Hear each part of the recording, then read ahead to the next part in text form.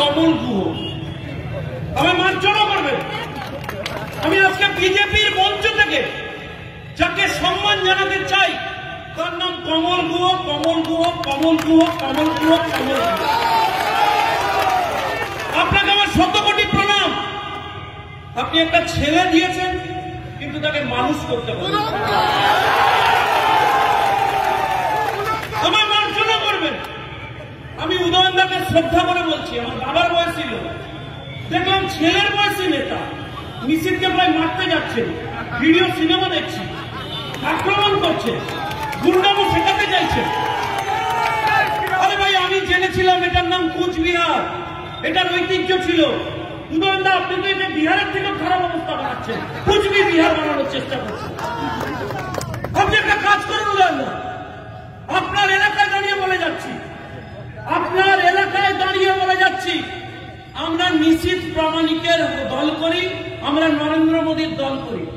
আপনাকে ঘড়ি দিয়ে যাচ্ছি, টাইম আর স্পেস, কখন আসতে হবে আর কোথায় আসতে হবে বলে দেবেন।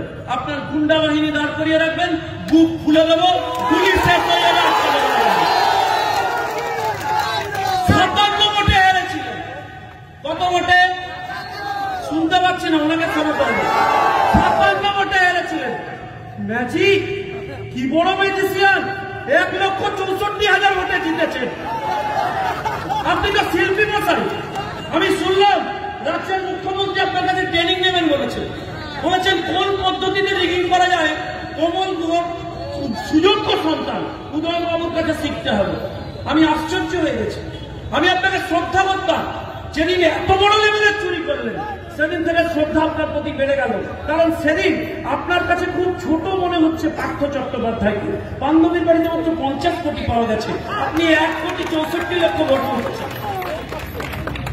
লজ্জা হয় আমার। সন্ধ্যাবেলা তো পড়াশোনা করবো বলে বসেছি, বাচ্চারা বসেছে, হঠাৎ বলছে T20 দেখবো। তা আমি বললাম, বাবা T20 দেখবি কেন? এখন T20 কোথায় হচ্ছে? তারপরে কি বাচ্চা ছেলে গিয়ে নিউজ চ্যানেল খুলেছে। কি জন্য দেখছে জানেন? দেখছে টালিগঞ্জের বাড়িতে বেশি টাকা উদ্ধার হচ্ছে নাকি বরানগরের বাড়িতে, বান্ধবীর বাড়িতে বেশি টাকা উদ্ধার হচ্ছে। T20 প্রতিযোগিতা চলছে। চুরি চুরি চুরি চুরি চুরি চুরি চুরি চুরি চুরি চুরি চুরি চুরি। চোর বলছি বলে রেগে যাচ্ছে, আপনারাও বলবেন। আমি অনুরোধ করছি, চোর বলবেন না। চুরির লেভেলটা ওরা পেরিয়ে গেছে, এখন ওরা ডাকাত হয়েছে।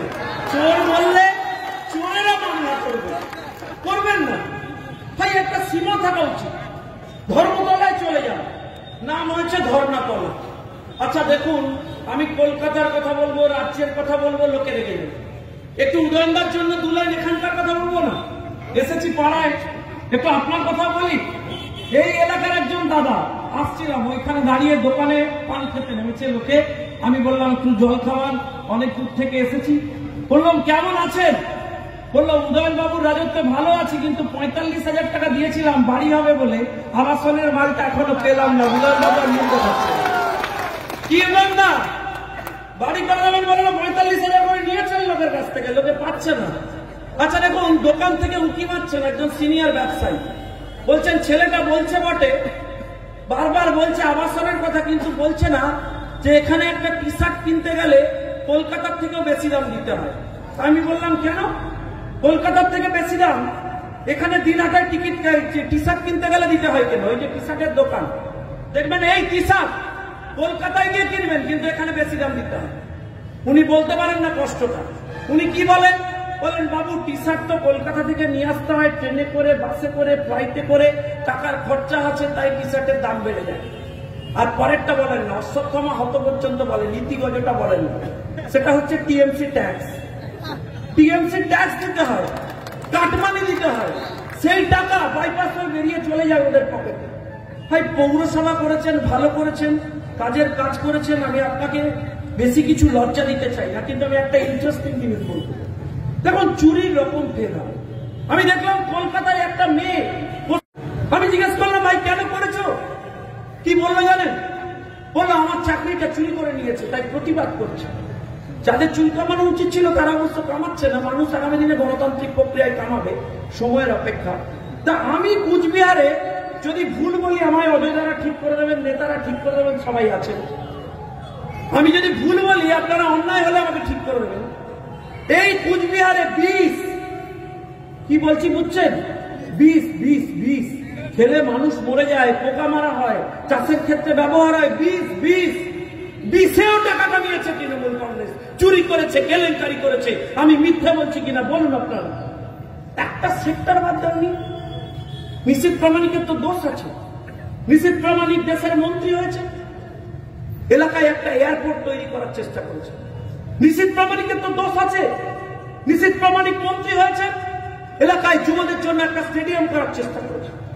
নিশীথ প্রামাণিকের তো দোষ আছে, তিনি বন্দে ভারত এক্সপ্রেস চালু করবার চেষ্টা করেছেন। নিশীথ প্রামাণিকের তো দোষ আছে, তিনি প্রায় 4000 লোককে নিয়ে গেছেন এমসে চিকিৎসা করানোর জন্য। তাই তাকে আক্রমণ করবেন না, তাকে হাফপ্যান্ট মন্ত্রী বলবেন না। আমার প্রশ্ন আপনাকে আজকে উদয়নবাবু জানতে চাই, যদি নিশীথ প্রামাণিক হাফপ্যান্ট মন্ত্রী হয় তাহলে রাজা তোর কাপড় কোথায়? তোর কাপড় কোথায়? তোর কাপড় কোথায়? কোথায় কাপড়? কোথায় উন্নয়ন? কোথায় উত্তরবঙ্গে মানুষের জন্য আপনি কাজ করেছেন? আমি জানতে চাই আপনার কাছে। উত্তর নেই রাজা, তোমার উত্তর নেই। উত্তর নেই বলে তুমি ব্যক্তিগত আক্রমণ করো। উত্তর নেই, তুমি উত্তরবঙ্গ উন্নয়ন মন্ত্রী উত্তর দিতে পারো না বলে তুমি গুন্ডা বাহিনী দিয়ে টার্গেট করো। আমি আপনাদের একটা কথা বলবো, শুনুন। আপনারা গণতান্ত্রিক প্রক্রিয়ায় ভোট দেবেন। আমি ধর্মীয় আলোচনা ইলেকশন কমিশনের ক্যামেরা চলছে করতে চাই না, কিন্তু আমি দুটো কথা বলতে চাই। এই মুসলিম ভাইদের এরা বুঝিয়েছিল যে ভারতীয় জনতা পার্টি যদি ক্ষমতায় আসে তাহলে তোমাদের দেশ থেকে বার করে দেবে। আমার প্রশ্ন, সারা ভারতবর্ষে ক্ষমতায় রয়েছেন নরেন্দ্র মোদী, একটা ইনসিডেন্ট আমাকে দেখিয়ে দিন যেখানে আপনাদের দেশ থেকে বার করে দেওয়া হয়েছে।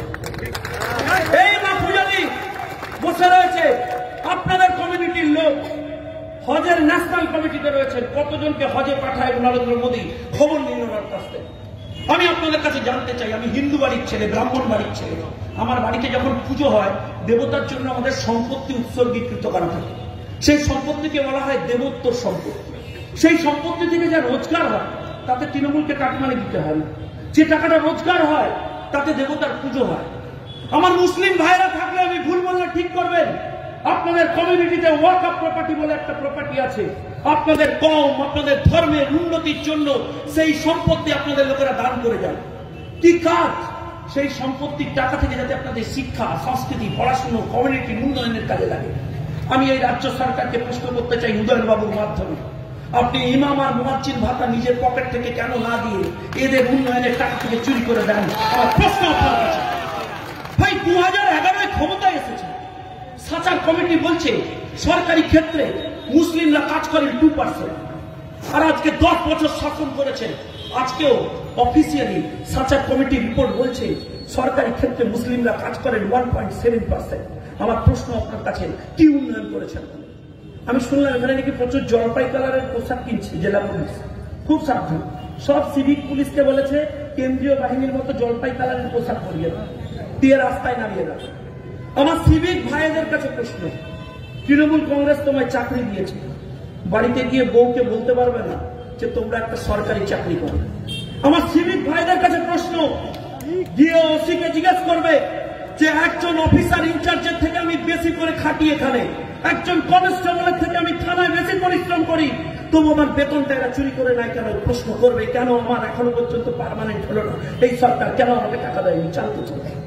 আমার প্রশ্ন সরকারি কর্মীদের কাছে, কেন্দ্র সরকার যদি 40% দিয়ে দেয়, তৃণমূল কংগ্রেস কেন আজ পর্যন্ত সেই দিয়ে দিতে পারছে না? লোককে রাস্তায় বসে রাখতে হচ্ছে। যখন কর্মীরা ভোট লুটতে উদয়নবাবুকে সাহায্য করবেন, তখন একবার ভেবে দেখবেন এই সরকারটা 34 বছরের সিপিএম এর থেকেও খারাপ কিনা, যারা আপনার ডিএর টাকাটা মেরে দিয়েছে। আর মা বোনদের জন্য বলে শেষ করে দেব, মা বোনদের জন্য বলে শেষ করে দেব। আমায় একজন মা বললেন যে আমায় 500 টাকা বাড়িয়েছে, কিন্তু ওই টাকাটা আমি নেব না, ওই টাকাটা আমি চিঠি দিয়ে নবান্নে ফেরত পাঠিয়ে দেব। চলে যান। ভারতীয় জনতা পার্টি প্রার্থী করেছে একজনকে, কাকে? যে সরাসরি কোর্টে বেরিয়ে বলেছে যে শাহজাহান আমার মান সম্মান লুটে নিয়েছে, যে বলেছে শাহজাহানের মতো বীর প্লেয়াররা আজকে এইখানে ভারতবর্ষে বসে আরেকটা দেশ বানানোর চেষ্টা করছে। আমার প্রশ্ন তৃণমূল কংগ্রেসের কাছে, উদয়ন বাবুদের কাছে, যাদের ভোট ব্যাংক আপনি ব্যবহার করছেন, আগামী দিনে তারাই আপনাকে মসনদ থেকে টেনে নামাবে আর টেনে নামাবে সময়ের অপেক্ষা।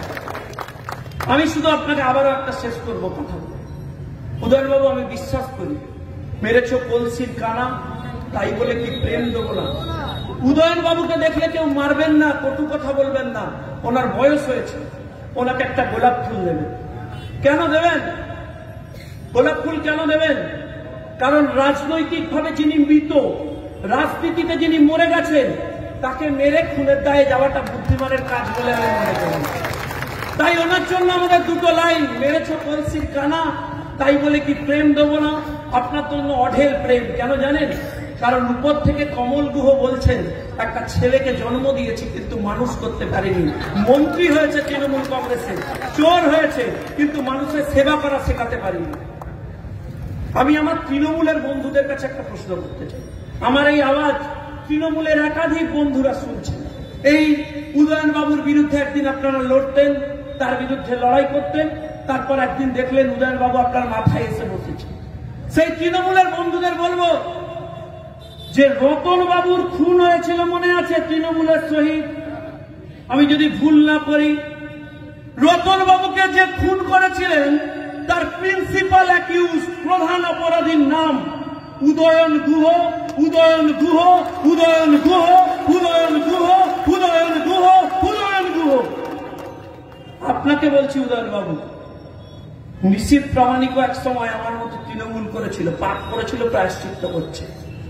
আমি আপনাকে কথা দিয়ে যাচ্ছি, নির্বাচনী ব্যবস্থা শেষ হওয়ার পর ওই কেসের তদন্ত যেখানেই থাকুক না কেন খুঁজে বার করব, আর তৃণমূল কংগ্রেস কর্মী খুনের দায়ে তৃণমূলের মন্ত্রীকে সঠিক জায়গায় নিয়ে যাব, সঠিক জায়গায় নিয়ে যাব, সঠিক জায়গায় নিয়ে যাব, যেখানে আপনার 4 জন বন্ধুরা রয়েছে। ভাই একটা সভা করতে দেবে না, একটা পলিটিক্যাল একটা মানুষের সাথে যোগাযোগ করতে দেবে না? এটা কোন রাজ্য? এত ভয় কেন? 99% কাজ করেছেন আপনি। আপনি ভাবুন কারা রাজত্ব চালাচ্ছে। বলছে সকালবেলা পার্টি অফিসে মা বোনেদের নিয়ে সুন্দরী দেখতে বউদের তুলে নিয়ে পিঠে বানাতে হবে। কি কোন রাজ্য? 56 দিন লেগেছে, 56 দিন, 56 ডে তাকে লুকিয়ে বসিয়ে রেখেছিলেন। কিন্তু শুনে রাখুন 3 দিনও লাগেনি ইলেকশন কমিশনের, আপনার ওই ডিজিকে তুলে বাড়িতে পোস্টিং করে দিয়েছে, পোস্টিং করে দিয়েছে, পোস্টিং করে। আমি পুলিশের কর্তাদের বলবো, বাড়িতে কাকিমা, জেঠিমা, বৌদি, দিদিদের গিয়ে খবরদার বলবেন না যে তৃণমূলের হয়ে কাজ করি। চেষ্টা করুন, সম্মান বাঁচান। সময়ের অপেক্ষা, এই সরকারটা যাবে, আর যেদিন ভারতীয় জনতা পার্টির সরকার আসবে সেদিন এসবের হিসেব ইঞ্চিতে ইঞ্চিতে বুঝে নেবেন তারা।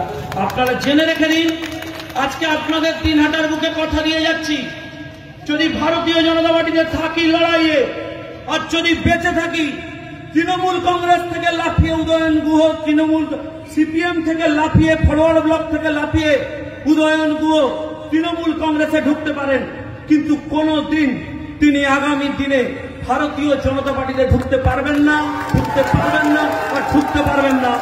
তিনি জেলে ঢুকতে পারবেন। তৈরি থাকুন, কাউন্টডাউন শুরু করুন, সময়ের অপেক্ষা। আবারও শেষ করবো একটা কথা বলবো, এখানকার যারা ছেলেরা আছে সবাইকে সামনে রেখে বলছি, কি ভাই ডাকলে পৌঁছতে পারবে তো? কি ভাই উদয়ন বাবু ঠিকানা জানালে যাবো তো? উদয়ন দা আপনার এলাকায় বলে যাচ্ছি 48 ঘন্টা মিটিং করে ডেট আর স্পেসটা জানিয়ে দেবেন। শঙ্কুদেব পণ্ডা অস্ত্র শস্ত্র কিছু নেবে না, শুধু ভারতীয় জনতা পার্টির যুব কর্মীদের নিয়ে দাঁড়িয়ে থাকবে, বুক পেতে দেবে। গুলি শেষ হয়ে যাবে, দল শেষ হবে না, আপনার তৃণমূল শেষ হয়ে যাবে, ক্ষমতা শেষ হয়ে যাবে, বাংলা শেষ হবে না, দিনহাটা শেষ হবে না, মানুষ শেষ হবে না। ভারত মাতা কি, ভারত মাতা কি জয়, জয় জয় জয় বলে একটাই কথা বলবো, খবরদার জয় বাংলা বলতে যাবেন না, কারণ ওটা তৃণমূলের চোখে হয়, যারা সত্যি দেখতে পায় না। সত্যিকারের বাংলার জয় যাদের করতে হয় নেমে করতে হয়।